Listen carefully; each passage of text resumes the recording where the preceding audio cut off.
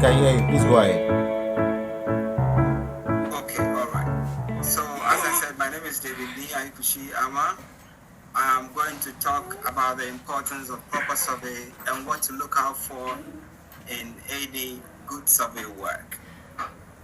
We all know that in this country, when we talk of survey, it comes in diverse forms. And so, therefore, today we are going to discuss a single most important step that occurs before the first drawing is made, or the first concrete is poured onto the ground, or the first seed is even planted into the ground, and that is land survey.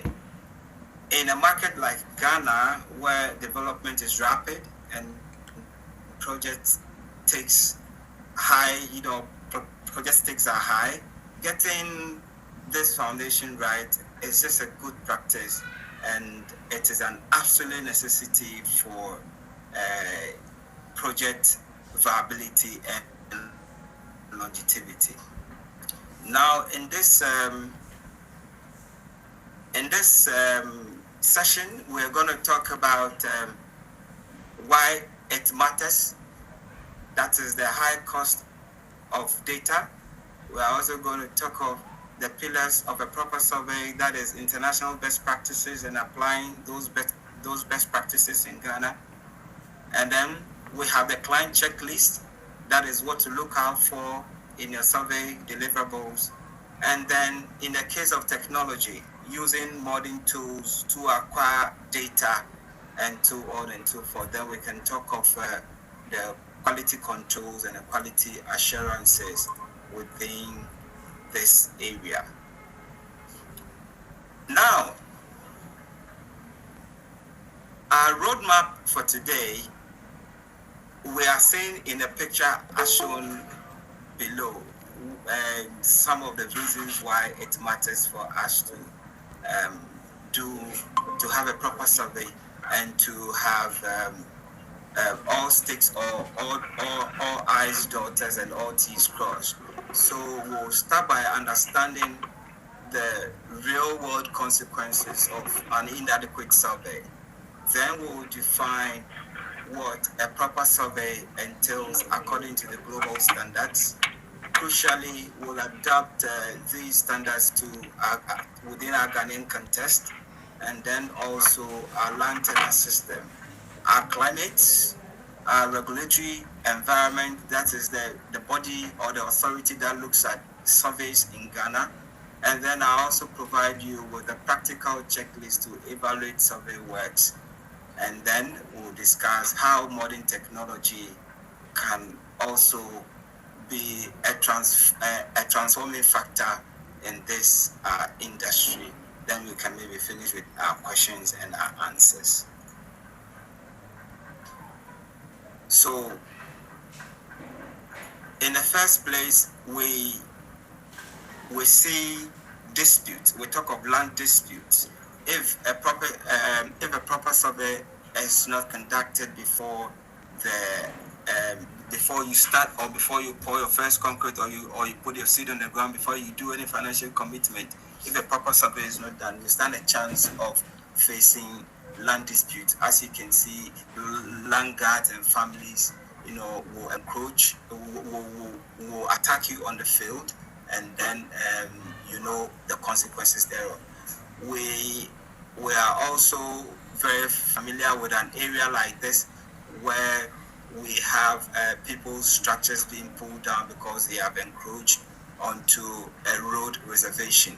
A typical example is the Pokwase interchange, where people's properties were pulled down. And then in some parts of the world, you see, because of conflict, this person says, I have adopted it. This person says, I have adopted the place and I've paid for it fully, and therefore there is a need for me to acquire it. There's a need for me to acquire it legally, and I have done that. So why then later on come to me saying all sort of things? and that is what we are also seeing there. Then you have boundary disputes, as these cartoons are showing.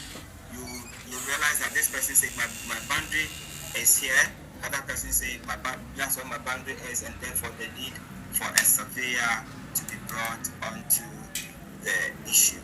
We can also talk of delays or project delays and budget overruns. Sometimes we have, because of land disputes, you see that even if you are building or you have a timeline, maybe let me use a typical example, your landlord is ejecting you from the house, and you have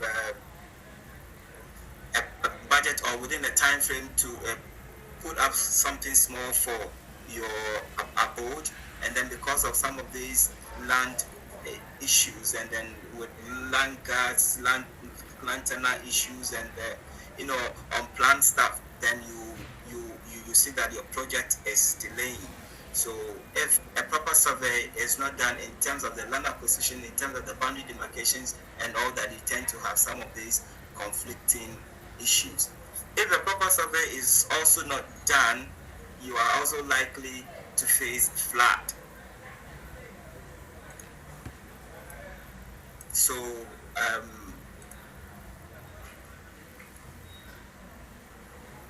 hello there. Yes, hello. We can hear you. This is clear. Thank you. Okay, this is clear. Okay, thank you very much. Okay, so if a proper survey is also not conducted, you're also likely to face flooding situations like this one. Not too long ago, we saw on the news that the Akosombo spill have caused people homeless. And this is a typical example. If you don't acquire the land properly, if you don't look at the layouts, that if you don't situate yourself within the approved layouts, these are some of the issues you are also likely to face.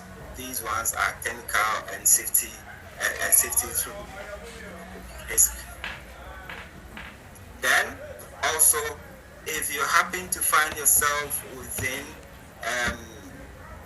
waterlogged areas, and maybe a proper geotechnical survey is not conducted, you're also likely to face structural misalignment and integrity issues. So all these things fall under survey that one needs to take key note of before pouring his first concrete, before putting the seed on the ground, because I've ever had to witness in court where farmers are fighting over a small portion of land. This person says, this is my boundary, that's my boundary, because that other farmer thinks that where this man planted this cocoa is yielding better than where he had, until it brought another conflict. We can also talk of clashes with existing underground cables if a proper survey is not conducted, and so therefore you will see that okay, so this is what I talked about in terms of the structural misalignment and integrity issues. And then also this is the clashes with existing underground cables if a proper survey is not done. There are times people want to acquire lands where there are no lands because they are a bit well to do, and so they want to get the city center to put up something. If you don't conduct a proper survey, you are likely to face some of these challenges. So you would realize that these underground cables, as marked out or as properly surveyed, is telling you the utility network underground. And so if there is a need for excavation, you would know where and how deep even to excavate. It is all brought to us. So this is a typical example of underground utility network. Water communication lines, electricity, and so on and so forth.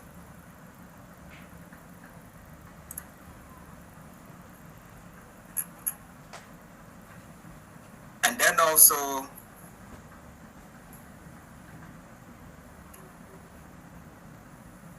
a typical example of foundation failure or unstable ground.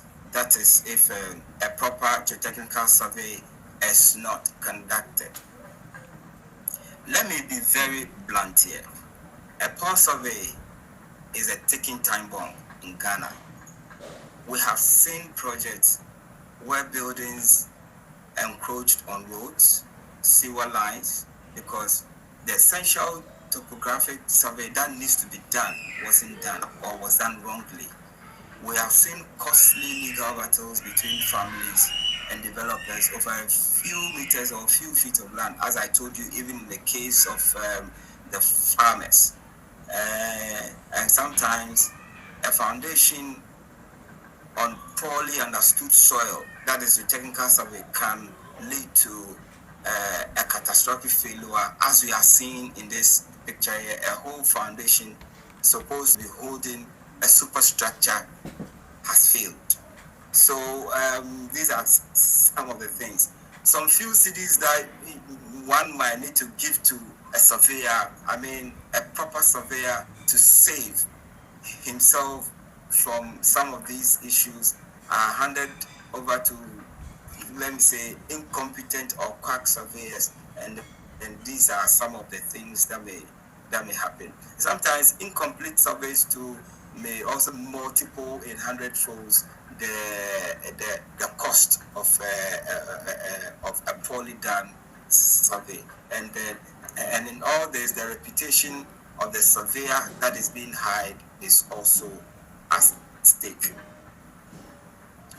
Now, we will talk of international best practices.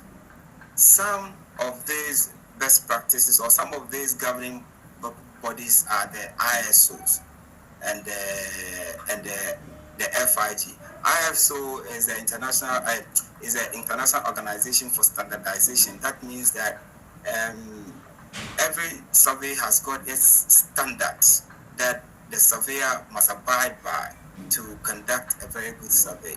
And then also globally, surveys are also governed by the International Federation of Surveyors. Here, these organizations are the people that define the accuracies and the precisions. They define the error margins and so on and so forth. And then they also, in most cases, certify the right tools, like the GPSs and the total stations we use for these our jobs.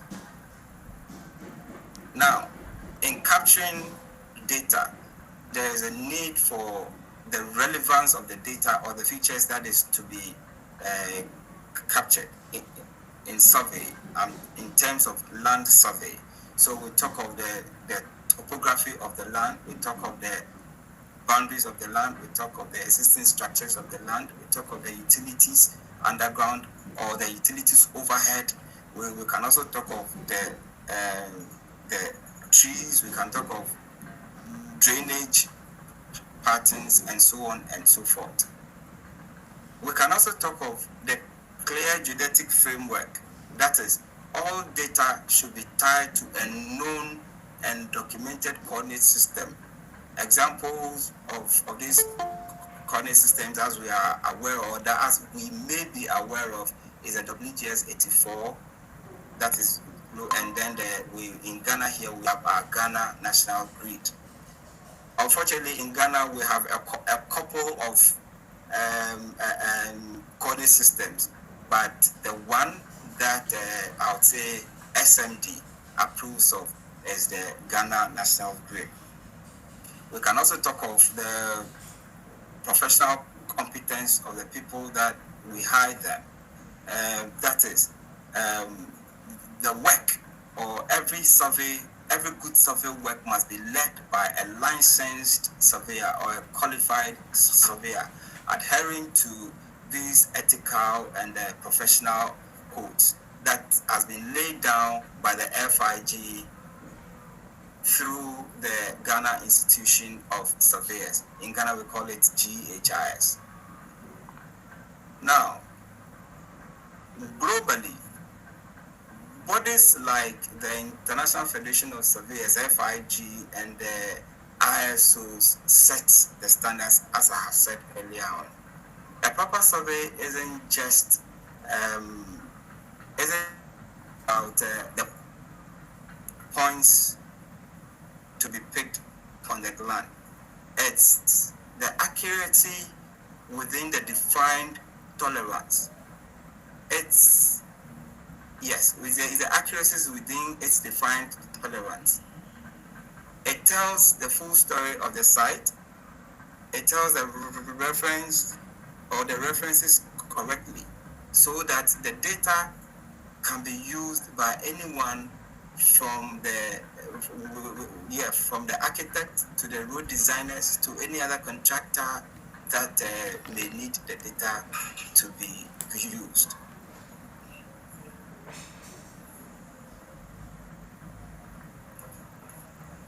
So these are a lot of the things I have talked about. Some of the professional competences and so on and so forth. We can also talk of some of the challenges that we can have. So some of the challenges we have in surveys, or some of the challenges that can emanate from improper survey is what I have displayed here. We can talk of the rapid urbanization and informal settlements. So in this case, you would realize that boundaries become a problem, because if you don't use the right tool, we are going to realize some shifts within or on the boundaries that is going to hit into somebody else's boundary, and it will cause that chaos or that chaotic picture I showed within the earlier pages. So some of the best practices we can adapt is that surveyors in urban areas require extreme diligence in identifying the de facto boundaries and existing formal structures that may not be on any official plan.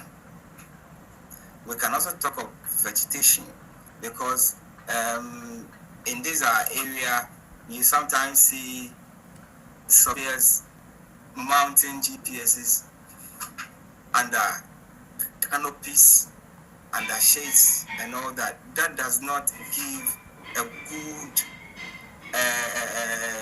that does not receive good GPSs or good GPS signals in constellation, and so therefore will bring about some of these shifts. So we have to be mindful of the timing we do the survey, especially if it's within rainy times and it's cloudy.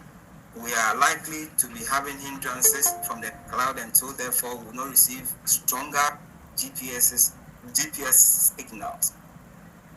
This must be taken note of. Then we can also say that yes, well, some of these, all that I have said, are being regulated by our local regulating body, which is the Lands Commission.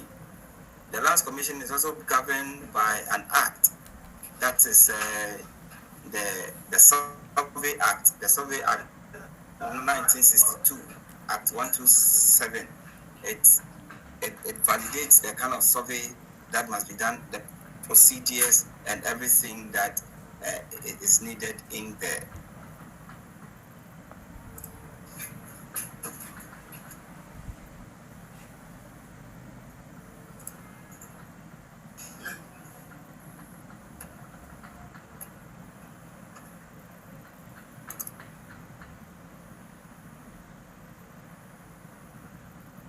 Okay, so these are some of the best practices as I outlined. I spoke about the dense vegetation and seasonal changes. I also spoke about the regulatory act, and then the regulating body that is governed by this act, and then the things in the act. So the act talks about geological survey that I have said, which also falls under which geotechnical survey also falls. It talks about the soil competence and the kind of structure that can be put on there. It talks about notices to be given by owners or the allodial owners of the place. It talks about NLT, demarcation and survey of the land, qualification and registration of the surveyor that is to conduct such an assignment, and all that. So the regulation talks about all these things as outlined here. Then this is the checklist that one or may have to look out for a very good survey. One must note that this is where some of the I'll say this is where the theory meets reality, because in Ghana, a surveyor isn't just a technician. They are also land detectives. The best GPS equipment in the world won't resolve a chieftaincy dispute. This thing, I told a friend of mine, and he's like, am I trying to come up with a philosophy? But I said no. The surveyor must document whatever he is doing to situate within the special context within this Ghanaian framework. In Accra, we all know that Accra is very fast growing, and therefore what's on the ground can differ from whatever deed or document that may be given to you by the landowners. Sometimes the way per the agreement with whatever surveyor they engage and the kind of works they get. So it is always important that when a document is handed to you, you also do your due diligence so that in future you don't find yourself in a big trouble. Ultimately, the work must be satisfied or must be certified and approved by the Lands Commission as a governing body. So this is a typical case of a developed area where we can, if you are asked to survey, how are you going to go about it, and therefore the need for a technology. So in this case, we can talk of a 3D scan, we can talk of a drone for a photogrammetric survey where a lot of details can be acquired. And here in AM survey, we are doing so well by acquiring some of these equipment. So in the survey, for a topographic survey, like for the contours, this is what you are likely to get. I always say that getting a very good instrument for a topographic survey, even within a built-up area, is possible, because the equipment come with softwares that can eliminate whatever superstructure is on the ground, so that we can get the ground itself. So we can classify buildings aside, we can classify trees aside, we can classify synclines that water is filling we can classify anticlines and all that for us to get a fine detail like as shown in this terrain model.